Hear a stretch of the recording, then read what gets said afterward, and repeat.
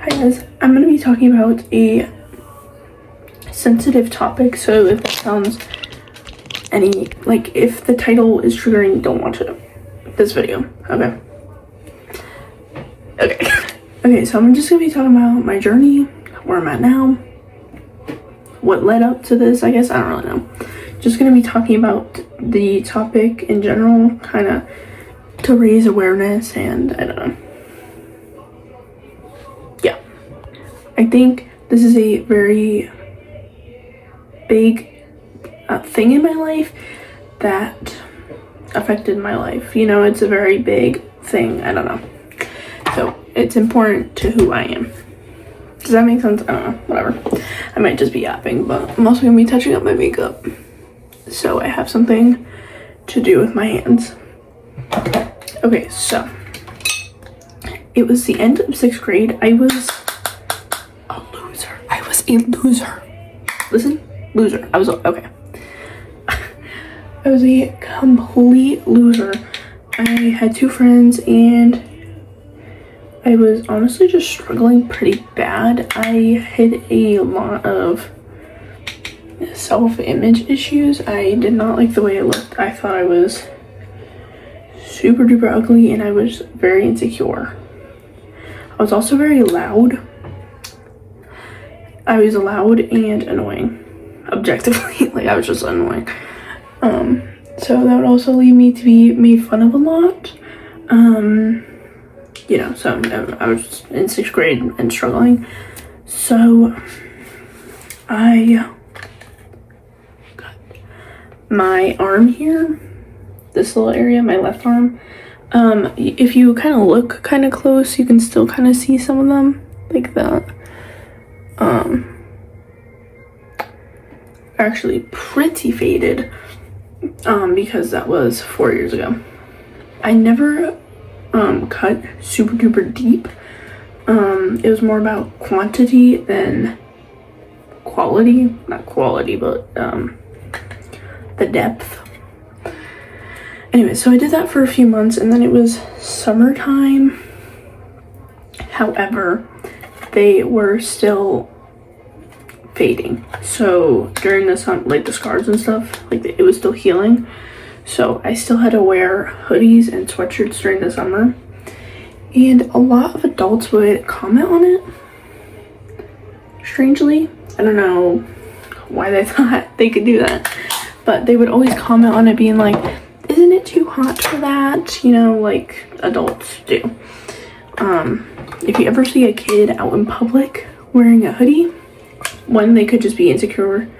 3, they could just want to wear a hoodie. Or 2, they could probably just want to wear a hoodie. Or maybe they're struggling, like just leave them alone. But anyways, that was happening. And that also made me more insecure and I was very scared of people finding out.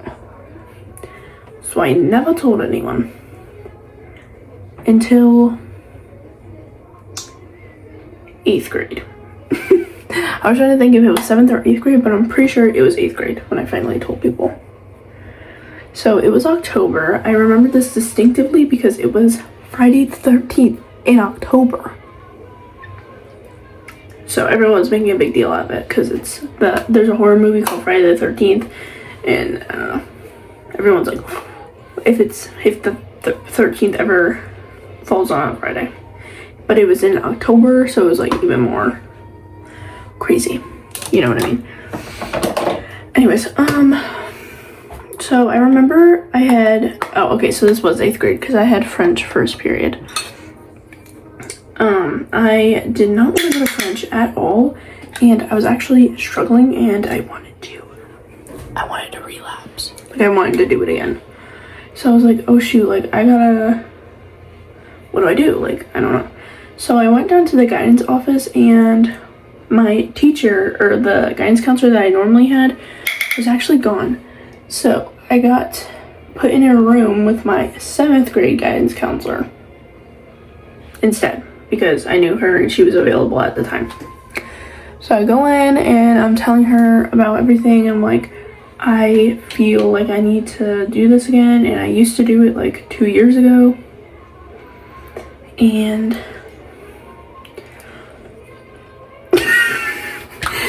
Ooh, she was like, okay, so we're gonna have to call your parents.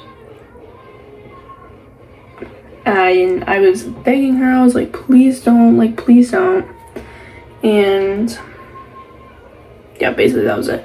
And I told her that I didn't have anything to, you know, cut myself with. But I guess she didn't really understand what I said. Like, I said, oh, I put it in the trash can, like I don't have anything anymore. But I guess she didn't really understand me, and she told my mom. So she called my mom, and she's like, yeah, she threw it in the trash can. She's feeling the urge to do it again, and she used to do it, and she's telling my mom all this type of stuff. And then she makes me talk to my mom, and I'm like crying and all that. Obviously, because yeah. I mostly just wanted to get out of French. Like, I hated French so much, especially first period, because my teacher was butt. I'm telling you, he was horrible. And I just wanted to get out of class mostly, but I didn't really, and I wanted help because, like I said, I felt the urge to do it again. But yeah. Also, I want to mention that in 6th grade, I didn't really know how to go about inflicting it on myself. So I used a kitchen knife. What? But then obviously I found online that you can use a pencil sharpener with like a little screwdriver and you get that out. Don't do that. I'm not saying that, so you do it. Don't do this. Don't. It's just not worth it. There's other ways to get out your emotions, and that's just not a good way. It's like alcohol. It's very addicting, and it honestly just made me feel worse. Like, when I did it, I would feel better in the moment, but it's just not worth it overall. And if you ever feel that way, I advocate for you to go get help. It's not embarrassing. It's not shameful. I know so many people that have done it. So many. It's way more common than you actually think. You know, and if you don't feel comfortable with your parents, you know, there's always whoever else, but yeah. Okay. You get what I'm trying to say. My bad, I ran out of storage. But what was I saying? Oh, and then anyways, so sophomore year rolls up and I'm feeling like booty, butt, cheek, poop. Like, I don't know. And I do it again, and then I do it for like 20 days. Oh, also I want to mention that when I told my parents in 8th grade, they didn't really do anything. They didn't really do that much. They had a talk with me, and my mom was crying, and she was like, we're always here for you. And they said that they would bring me to therapy, but that never actually ended up happening. So yeah, because my mom used to work for a healthcare company, so she could get therapy, I guess, but that never ended up happening. And that was it. I guess the guidance counselor kind of figured that I wasn't a threat to myself or whatever, because I was very worried that they would call the popo on me or whatever takes you to a mental hospital. But anyways, that happens, and then sophomore year pulls up, I start doing it again, and at that point I'm at 3 years, almost 4, it goes down the drain. So that's really great. Really, really wonderful. It's really, really great. I'm really glad that happened. Anyways, but I'm about 7-8 months, I don't know. If I were pregnant, I would basically be having a baby right now. That's how clean I am. What am I trying to say? Anyways, I go downstairs and tell my parents that I'm struggling. Hashtag struggle bus, like, you know. And I end up telling them, and at first I was complaining about friend problems that I had. I don't even know what they were, But I was complaining about that, and then they were like, and I guess I paused for a few seconds, and they were like, is there anything else that you want to tell us? Like, what are you doing? Why are you pausing like that? And then I ended up telling them. And then my dad compared me to a school shooter. I'm not kidding. He was like, you're just highly emotional. You're like a school shooter. Like, he said that's what highly emotional people do. They shoot up schools. They cut themselves. And I was like, because I'm telling you, I would never do anything like that. So I started crying, and I was like, why are you comparing me to that? And in a pretty rocky scenario. But yeah, that's basically all that happened. And my parents were like, do you want help? Do you want therapy? Like, what do you want? And I said no. So yeah. And then my mom got me a anxiety book for teens. So that was really great. I'm really glad and grateful for that. But I stopped probably like a week later because I honestly don't even know. I just wanted to stop, which I'm glad, but yeah. So that's basically my whole story at the moment. I'm doing pretty well now, I think. I mean, sometimes I do have urges, I guess.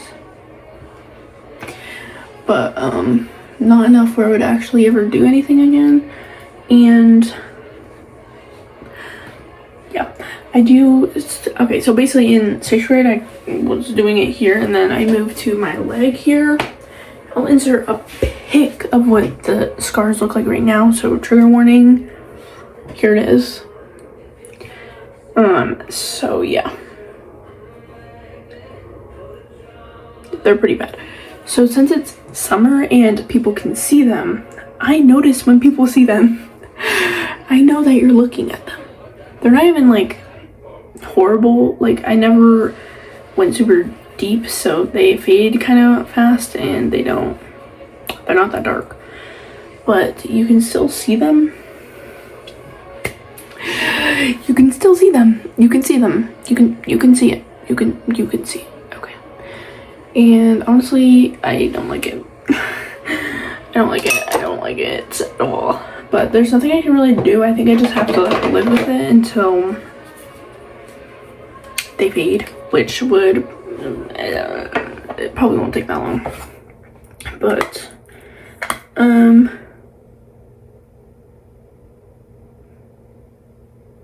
sorry, mascara.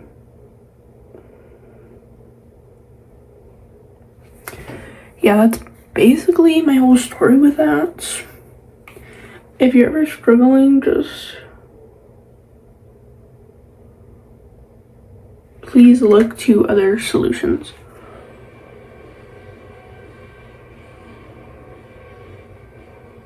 Sorry, I messed up my mascara. There's always other solutions. And you're not alone, okay? Never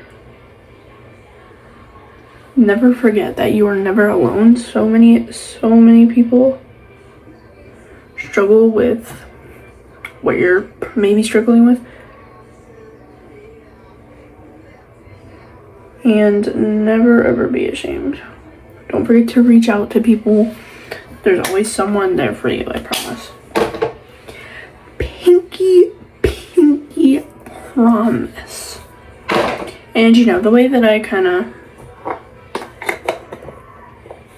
helped myself is just stay occupied. Just whatever you do, just don't do it. Just always keep your mind occupied. I know that's probably stupid. Like, yeah, what do you mean keep your mind occupied? But like, I mean, sure, just get hobbies, get whatever you need to distract yourself, because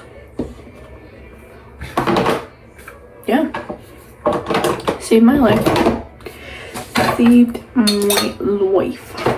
So yeah, whatever you just just don't do it in the first place. But if you're struggling with it,